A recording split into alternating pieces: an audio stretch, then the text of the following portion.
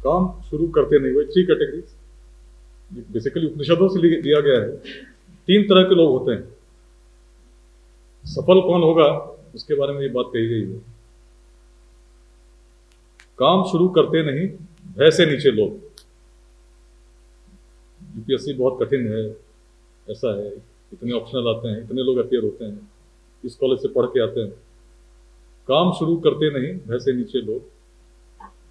मध्यम त्यजते बीच में, एक विषम संयोग। मिडिल कैटेगरी है, बढ़ती है। सेमिनार अटेंड की, मन हुआ यूपीएससी की तैयारी करें, दिल्ली पहुंच गए, किताबें भी ले ली, कुछ लोगों से बात भी की, पढ़ना शुरू किया, फिर कुछ विघ्न बाधाएं आई, लगा कि ना अब नहीं हो सकता, वहीं टूट गए। काम शुरू करते नहीं, भय से नीचे लोग। मध्यम त्यजते बीच में, देख विषम संयोग। पर उत्तम वे लोग जो हर दुर्गम पथ झेल। पर उत्तम वे लोग जो हर दुर्गम पथ झेल, दृढ़ता से बढ़ते सतत बाधाओं को ठेल। यूपीएससी में सबसे इंपॉर्टेंट ये है, समय उतना ही होगा, लोग वही होंगे, लेकिन समय को आप कितने अच्छे से मैनेज करते हैं, बैलेंस करते हैं। जरूरी नहीं कि 16 घंटे पढ़ना होगा, 10 घंटे पढ़ना, कोई नियम नहीं। हर व्यक्ति की पर्सनैलिटी अलग अलग है, सोच अलग अलग है। दिमाग में क्वेश्चन पेपर्स रहें और क्वेश्चन पेपर्स के हिसाब से अपना मटेरियल भी सिलेक्ट करें और उसके हिसाब से तैयारी करें। जो चीज़ें देर से समझ में आती हैं, हर व्यक्ति खुद को जानता है कि मुझे कोई चीज़ किस प्रकार से स्मरण होती है। व्यक्तिगत उदाहरण हो सकते हैं, कोई जनरल रूल नहीं हो सकता। लेकिन जैसे मैं जब तैयारी करता था तो हमेशा उस तरह से था कि छोटे छोटे जनरल स्टडीज में इकोनॉमिक्स पढ़ रहा हूँ तो नोट्स बनाता था, इस पर अगर प्रश्न पूछा जाएगा तो उसके उत्तर मैं क्या दूंगा।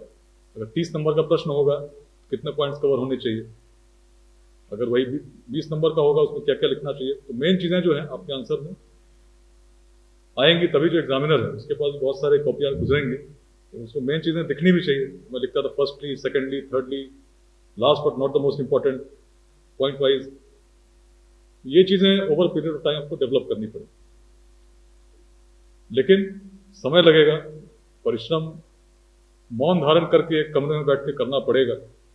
और बहुत सारे विघ्न बाधाएं आएंगी जो मानसिक होंगी, बाकी तो होंगी। कहीं रूम लेके रहना होगा तो कैसे रहेंगे, आप निकलेंगे रोड पे तो लोग मिलेंगे ही, मिलेंगे सब अपनी दिनचर्या में व्यस्त, उसको क्या फर्क पड़ता है कि आपको क्या करना है। लेकिन आपको अगर करना है इन सबसे उलझना होगा।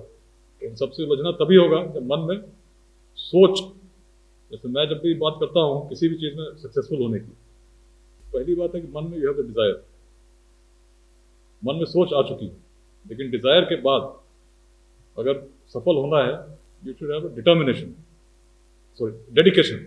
उसके लिए परिश्रम करने का, कोई भी चीज हम पढ़ते हैं कि भाई संस्कृत के सबसे बड़े विद्वान किसको मानते हैं, जो काव्य रचना करते थे, कालिदास। तो हम लोग पढ़ते हैं कि भाई कालिदास को पत्नी ने उलाहना दी, चले गए, उन्होंने प्रण किया, सरस्वती देवी के सामने बैठ गए, काली प्रतिमा के सामने बैठे और खुद को अर्पित करने लगे। उनको आशीर्वाद मिला कि भाई आप रातों रात विद्वान बन गए। अब कालिदास के साथ क्या हुआ होगा ये तो मैं नहीं जानता, लेकिन इस प्रकार से कुछ अर्जित नहीं होता है।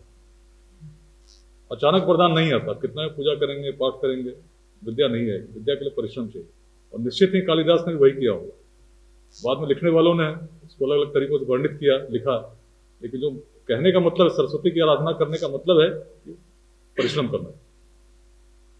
तो परिश्रम पहला चीज डिजायर, सेकंड इज डेडिकेशन। परिश्रम करेंगे तो सारी इसके माध्यम आपको समझना पड़ेगा, परिश्रम व्यर्थ नहीं हो इसके लिए जानना होगा प्रश्न क्या है, क्या पूछे जाएंगे, किस प्रकार के प्रश्न हैं, उसी के हिसाब से स्टडी मटेरियल चुनना है। जैसे आप किसी टॉपर ने इंटरव्यू दिया, हम तो हिंदू पढ़ते थे, फ्रंटलाइन पढ़ते थे, तो उस चक्कर में पता चला दिन भर बैठ के फ्रंटलाइन पढ़े जा रहे हैं, कोई लाभ नहीं होगा। लाभ तब होगा जब प्रश्न आप जानते हैं प्रश्न क्या है, जो भी मटेरियल पढ़ रहे हैं तो उसमें पढ़ते समय ये विचार करें कि जो मैं पढ़ने जा रहा हूँ इसको अगर मुझे व्यक्त करना हो, मैं उसको कहाँ व्यक्त कर पाऊंगा, किस रूप में मुझे करना चाहिए। और यही चीज़ आपको आगे जीवन में भी, यूपीएससी का जो प्रोसेस है, it's learning process, patience develop करता है, लंबी प्रक्रिया है, प्रीलिम्स देते हैं, मेंस देते हैं, इंटरव्यू देते हैं, फिर सब सिलेक्ट होते हैं, फिर लंबी 2 साल की ट्रेनिंग चलती है। फिर आप आते हैं। मटीरियल क्या पढ़ना है बहुत क्लियर रहेगा। फ्रंट लाइन बहुत सारी चीज़ें आती हैं, लेकिन क्या पढ़ना है ये उसको सोच के अगर आप पढ़ेंगे तो कौन सी आर्टिकल आपके कितने काम की है, उसमें कोई पॉइंट अगर आपको आता है, जो आता है जिसको लगता है कि बहुत इंपॉर्टेंट पॉइंट है। उसी तरह से इंटरव्यू में मैंने जितने इंटरव्यूज दिए, I used to get generally 70%, 75% marks. 300 है 225 आ गए। तो अक्सर जो मिलते थे पूछते थे इंटरव्यू में आप ऐसा क्या बोलते हैं। बहुत स्मार्ट भी नहीं था, उसे भारत में टाई लगा के जाता है, शर्ट पहन के जाता है, बट उसके नंबर नहीं मिलते। आप क्या बोलते हैं, इंटरव्यूअर्स भी अलग अलग तरह की बात शुरू करेंगे। जैसे मुझे याद है इंडियन फॉरेस्ट सर्विस का इंटरव्यू था, उस समय जो बोर्ड मेंबर थे, जो चेयरपर्सन थे, उनका नाम था मिस्टर पीसी होता। बड़ा लोग डरते थे उनसे। डरते क्यों थे? मैं तो इंजीनियरिंग बैकग्राउंड से गया था। तो डरते इसलिए थे क्योंकि इंजीनियर्स को जो नंबर मिलते थे 300 में या 5 नंबर आता था या 210 आता था, या ऐसे ही तो उनकी जो विंग्स एंड फैंसीज थी 5 नंबर भी आते थे। हमारे एक मित्र को मिला था, तो उनका बोर्ड होना मतलब कि वो भी आप इंजीनियर हैं, उनका मानना था इंजीनियर है तो उसमें कुछ ऐसे गुण होने चाहिए जो प्रशासनिक सेवा में आए। तो बहुत तरह के लोग जाते थे जो बहुत पढ़ के जाते थे, इंटरव्यू में छट जाते थे, सिलेक्शन नहीं होता था। तो मैं भी जब गया, फॉरेस्ट सर्विस का इंटरव्यू था, तो रूम में घुसते ही इससे पहले कि मैं कुछ कहूँ, चेयरपर्सन ने बोलना शुरू किया, welcome mister Vikas Vaibhav, you are BTech in mechanical engineering from IIT Kanpur, your options are mathematics, mechanical engineering, such an intellectual man, I am feeling so low in front of you. समझ में आया नहीं हुआ क्या? घुसते ही दैट वाज हिज रिएक्शन। मैं भी before I could say I said good morning sir, please have a seat, we are so esteemed to have you, privilege of your company. So, Mr. Vaibhav, what is you're such an intellectual man. What do you think is the relation with mathematics and sport? सुनते ही तो अजीब, तो पहले आते ही इतना चढ़ा दिया कि आदमी का पहले दिमाग उतर गया। और फिर क्वेश्चन ऐसा, मैथमेटिक्स और स्पोर्ट में क्या रिलेशन?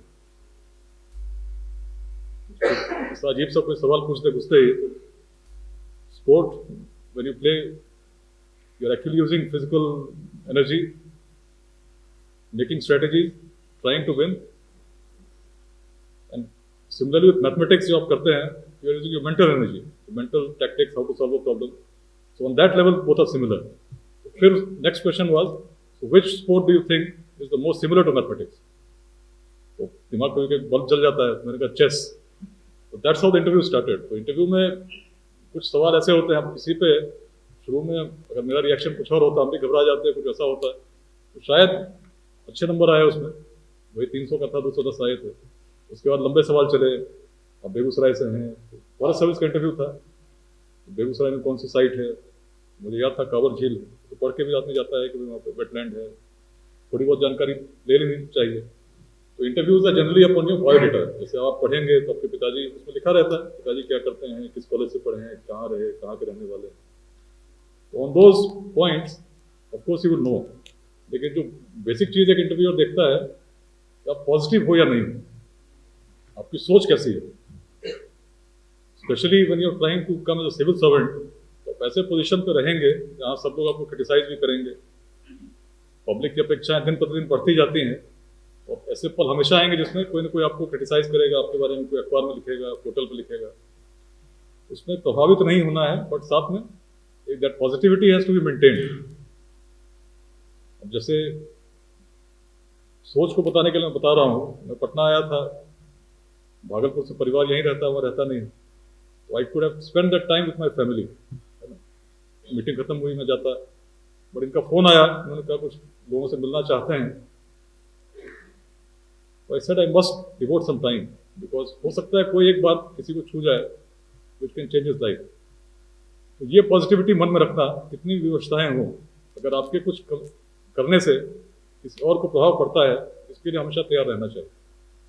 और यूपीएससी में भी जब तैयारी करेंगे तो बहुत सारे ऐसे मोमेंट्स आएंगे जब नेगेटिविटी मन में आएगी, लोग कुछ कहेंगे, आपको लगेगा टॉपिक बहुत कठिन है, लेकिन उसको पार करते हुए जो थर्ड कैटेगरी है, डिटर्मिनेशन, डिजायर, डेडिकेशन, डिटर्मिनेशन मन में हो तो उसको आप पार कर जाएंगे। और सबसे बड़ी बात, मैंने बहुत सारे एग्जाम्स दिए, UPSC is not a test of pure intellect, ऐसी बात नहीं। ऐसा नहीं है, अगर वैसा होता हर स्ट्रीम के लोग आते हैं। अगर आप किसी स्ट्रीम से हैं, आपको लगता है ऐसा है कि इसमें कोई डिसएडवांटेज है, तो ऐसा नहीं। फिलॉसफी लेके भी लोग आते हैं, संस्कृत लिटरेचर लेके भी लोग घुसते हैं, तेलुगु लिटरेचर लेके भी आते हैं, और मैकेनिकल इंजीनियरिंग लेके भी मैं खड़ा हूँ। तो हर स्ट्रीम से लोग आते हैं। और कुछ सिस्टम इस तरह का है, पहले 2 ऑप्शनल थे, अब 1 ऑप्शनल हो गया है। तो level playing field is even more. बीच में कुछ लोग परेशान थे एप्टीट्यूड टेस्ट से, वो भी हट गया है। लेवल प्लेइंग फील्ड लगभग है, कुछ विषमताएं हो सकती हैं, लेकिन आपको अपने सामर्थ्य को पहचानना होगा, मैं उसमें कहाँ फिट बैठता हूँ और मुझे इसमें क्या करना चाहिए। प्लानिंग आपकी अच्छी होगी, योजना अच्छी होगी, बेसिक 3Ds आपके अंदर हैं, मन में इच्छा प्रबल है, जो इच्छा आपके यहाँ शाम में आज लाई है, इसको बनाए रखना ही सबसे कठिन है। उसी को बनाए रखने में ही वो अल्टीमेट सक्सेस आएगी या नहीं आएगी, वो छुपी हुई। ठीक है, मुश्किल नहीं है। मतलब मैं तो इनफैक्ट अपनी यात्रा की अगर बात करूंगा, मुझे याद है लगभग क्लास 7th-8th में था जब पहली बार नालंदा गया था। नालंदा गया तो मन में बड़ी प्रेरणा जगी। वही बात जैसे मैंने बात शुरू की, तब से ही मन में था कि सिविल सर्विसेज में आना है। 10th के बाद मेरा मन था कि मैथ्स के साथ, साइंस के साथ, फिजिक्स के साथ हिस्ट्री भी एक सब्जेक्ट में, हिस्ट्री में मेरा इंटरेस्ट था शुरू, आज भी है। तो सारी कुछ हो गया, अब पुलिस अफसर हूँ। अगर पढ़ेंगे आप मुझे फेसबुक पे या कहीं, तो मैं लिख रहा हूँ इतिहास के ऊपर। तो कहीं ना कहीं प्रेरणा थी, जो पैशन है मेरा आज भी है। और यूपीएससी में अगर आप सोच रहे हैं, तो कोई भी सब्जेक्ट बहुत ज़्यादा वैसा नहीं होता। अगर मैथ्स पढ़ सकता हूँ तो हिस्ट्री भी पढ़ सकता हूँ। और यूपीएससी के लिए वो ऐसा नहीं चाहिए कि मुझे हिस्ट्री में पीएचडी करनी है। बेसिक नॉलेज होना चाहिए। एज एन जो आपका अपना सब्जेक्ट है वो तो आपका रहेगा ही। मुझे याद है जब मैं तैयारी करता था तो 98 तक मैथ्स और फिजिक्स यही टॉप करते थे। 100 में लगभग 80 लोग होते थे जो मैथ्स फिजिक्स लेके आते थे। IIT से इतनी बड़ी सक्सेस रेशियो होती थी। लेकिन जब मैंने दिया था 2002 वाले एग्जाम में, तो हार्डली टॉप 100 में 5 लोग होंगे तो मैथ्स और फिजिक्स लेके, मैथ्स या मैकेनिकल लेके आए हो। अधिकांश कुछ लोग वही थे जो geography, public ad, history, philosophy लेके आए थे। चेंज होता रहता है। तो अगर आपको मन में इच्छा है और मन में प्रबल इच्छा है तो माध्यम भी बाधा नहीं बनेगी। लगभग उसी तरह से जैसे एक लॉन्ग टर्म प्लान बनता था, साल भर का प्लान, इस महीने तक मेरा ये हो जाना चाहिए, इस महीने तक ये हो जाना चाहिए, मैक्रो प्लान। दूसरा होता था माइक्रो प्लान, जैसे आज ट्यूसडे, मंगलवार को सुबह 6 घंटे में ये काम कर लेना है, अगले 2 घंटे ये करना है। एक रियलिस्टिक प्लान बनता था, जहाँ तक प्रयास करता था कि रियलिस्टिक क्या हो सकता है। वो अगर इस दिन मुझे इकोनॉमिक्स पढ़नी है और सब्जेक्ट्स का बंटवारा, एक ही सब्जेक्ट दिन भर पढ़ेंगे बोर हो जाएंगे, थोड़ा टाइम के हिसाब से कौन सा टाइम अच्छा लगता है, और समय समय पर समीक्षा। तो मैं क्या करता था, महीने में हर 15 दिन को, 15 दिन में एक दिन 6 घंटे आज रिव्यू करेंगे, भाई 15 दिन मैंने क्या किया, और अगले 15 दिन की योजना में अगर कोई चेंज करना है उसके हिसाब से, जैसे कोई टॉपिक में नहीं कर पाया, कोई टॉपिक समझ में नहीं आई, तो उसके हिसाब से प्लान को समय समय पर चेंज भी करना पड़ता है। तो जो डिसकंटिन्यूटी आती है, कई बार ऐसा होता है कि सही में मन बिल्कुल पागल की तरह हो गया, तो योजना कुछ और थी लेकिन योजना चल नहीं पा रही है, तो 2-3 दिन का ब्रेक, 3 दिन कुछ नहीं पढ़ेंगे, देखेंगे, घूम के आएंगे कहीं से। उस बीच में फिर आत्मचिंतन कि कहाँ सही जा रहे हैं, कहाँ गलत जा रहे हैं। तो प्लानिंग आपको उस तरह से करनी होगी जिसमें आपको स्कोप रखना होगा, इसका भी समीक्षा समय समय पर करें। और ऐसा भी कभी कभी होगा कि बिल्कुल लगे कि I have to start afresh, ये चल रहा है ठीक नहीं है, तो फिर थोड़ा समय ले लो, 2-4 दिन ले लो, सोचो उस पर कि क्या कर रहा हूँ, कहाँ गलत जा रहा हूँ, और प्रश्नों के उत्तर स्वयं मिल जाएंगे। कुछ कभी कभी ऐसा होगा, जो लोग हाल में सफल हुए होंगे या जो जिसको आप अच्छे से जानते हैं, गाइड कर पाएंगे। अल्टीमेटली जो उत्तर है जब स्वयं से निकलेगा तो आपको कन्विंस करेगा और आप निश्चित सफल। लेकिन यूपीएससी के लिए आपको बेसिक ज्योग्राफी, बेसिक साइंस, ये सब पढ़ना होगा। तो साइंस वैसा नहीं पढ़ना होगा कि फिजिक्स में आपको बहुत ज़्यादा जानना चाहिए, लेकिन बेसिक कि लाइट क्या है, लाइट की स्पीड क्या होती है ना, ताकि बात, उसका पर्पज़ यही है कि आप बाद में, आप हो सकता है ऐसा कोई डिपार्टमेंट में जाएंगे जहाँ इससे आपका वास्ता पड़े। तो you should not be totally stranger. जैसे आपसे कोई कहे कि बेसिक कॉन्सेप्ट ऑफ साइंस, उसी की बेसिकली टेस्ट होती है। और जो रिसेंट डेवलपमेंट्स हैं, जो हाल फिलहाल में कुछ हुआ, जैसे मून मिशन चल रहा है या मिशन फॉर मार्स है, इन चीज़ों में आपका इंटरेस्ट होना चाहिए। जो हाल के लोगों के लिए, जो इंटेलेक्चुअल क्लास को अट्रैक्ट कर रही हैं, वो रहना चाहिए। इंटरेस्ट होगा तो बहुत ज़्यादा अंतर नहीं पड़ता है। व्यक्तिगत रूप से मेरे लिए मेरा इंटरेस्ट जितना मैथ्स में था उतना हिस्ट्री में भी था। It was not a very difficult thing to do, और वो माइंड में शुरू से था। तो पेपर्स पढ़ना, मैगजीन्स पढ़ना, और ये सोचना कि उस with that background in mind कि ये क्यों पढ़ रहा हूँ। कुछ चीज़ें आदमी ऐसे ही पढ़ता रहता है, एग्जाम को फोकस में लेकर अगर पढ़ेंगे तो निश्चित रूप से सफलता मिलेगी। और इसमें जैसे आप हिस्ट्री के स्टूडेंट हैं तो आपको अगर फिजिक्स पढ़ना है, बायोलॉजी पढ़नी है, तो आपने शायद 10th के बाद नहीं पढ़ी होगी, लेकिन उसमें क्या चीज़ इंटरेस्टिंग है, क्या चीज़ यूपीएससी चाहती है। जैसे यूपीएससी अगर आप देंगे तो उसमें बेसिकली बायोलॉजी में बहुत कठिन उसमें चीज़ें नहीं पूछी जाएंगी उसमें, लेकिन ये चीज़ें हो सकता है पूछी जाएंगी जो लेटेस्ट टेक्नोलॉजी है। बायोटेक्नोलॉजी क्या है, बायोटेक्नोलॉजी से क्या असर हो सकता है, मेडिसिन में इसके क्या प्रभाव पड़ सकते हैं। These are not certain thing जिसमें आपको बायोलॉजी की बहुत डीप नॉलेज चाहिए, लेकिन उससे समाज में कैसे असर हो सकता है उसका नॉलेज होना चाहिए, which is expected from any.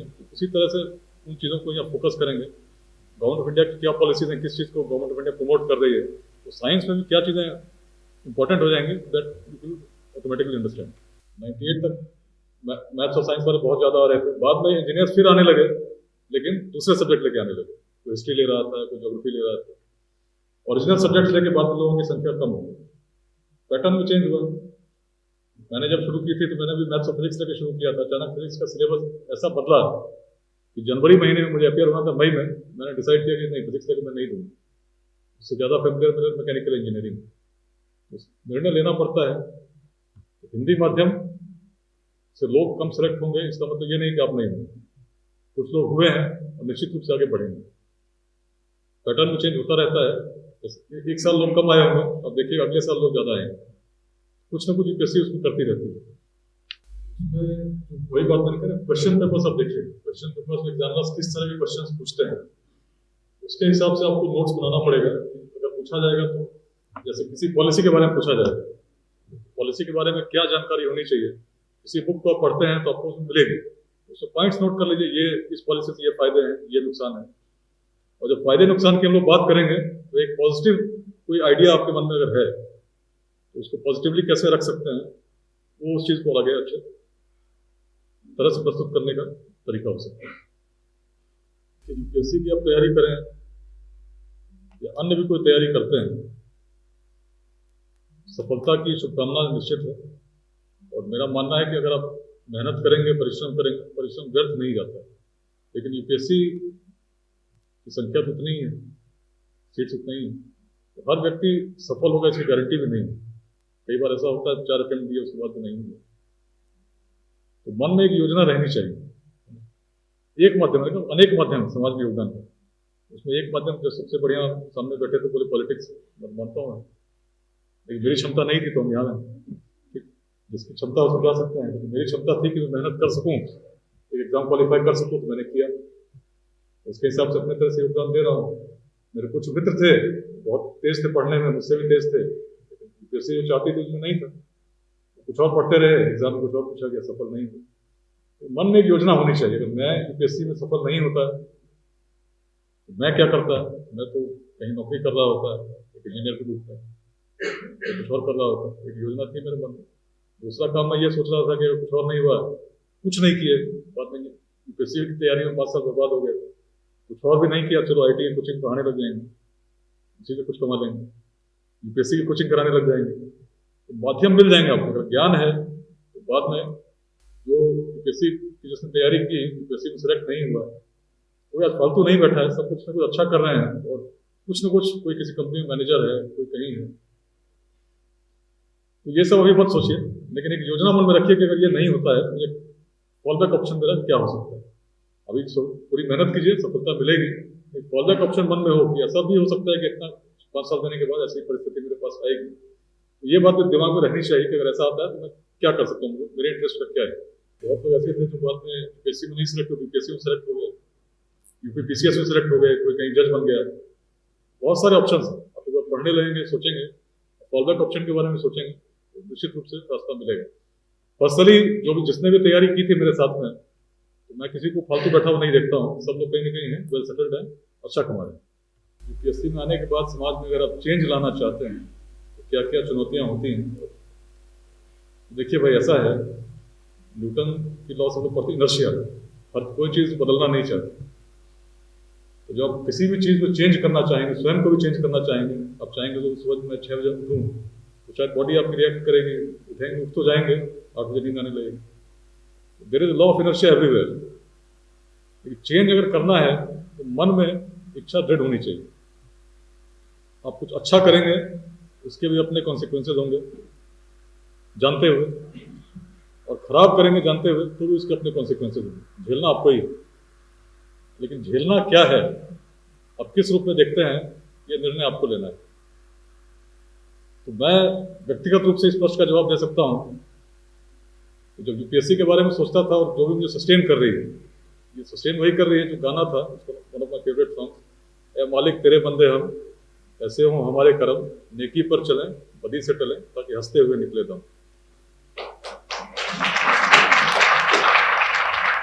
मन में अगर इच्छा है चेंज करने की, तो निश्चित रूप से बाधाएं आएंगी, कोई ना कोई उसको बाधित करेगा। तो एज अ ये बात मेरा उसमें आंसर यही होता है, बी फर्म बट पोलाइट।